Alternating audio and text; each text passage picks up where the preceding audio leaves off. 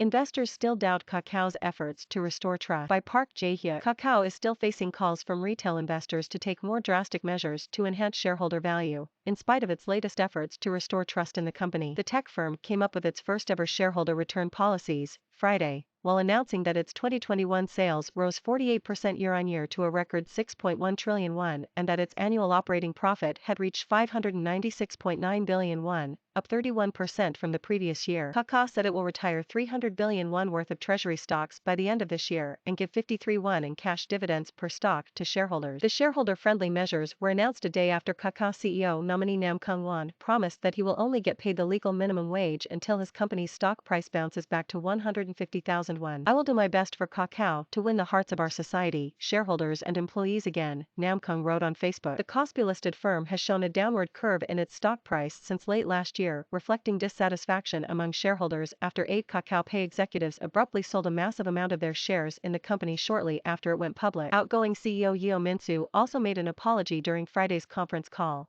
as did Kakao founder Kim Byum-soo, chairman of the company's board of directors, last month. Although the series of efforts by Kakao raised its stock price by 5.04% to 91,700 won during Friday's trading session, minority shareholders expressed their dissatisfaction with the amount of dividends. I could not believe my eyes when reading Kakao's announcement, one investor wrote online. The minority shareholders also leveled criticism at the company's refusal to retract its ongoing attempts to list more subsidiaries, such as Kakao Mobility and Kakao Entertainment. Kakao said earlier this year that it would reconsider the initial public offerings of its subsidiaries, but Chief Financial Officer Bae Jae-hyun dismissed the public criticism of the IPO plans Friday, hinting at the company's intention to list the subsidiaries as planned. Instead of spinning off lucrative businesses, Kakao has established its subsidiaries as separate entities or acquired them from other companies, Bae said during Friday's conference call. The LPOs of our subsidiaries are therefore basically different from the controversial listings of some companies that were spun off from their parent.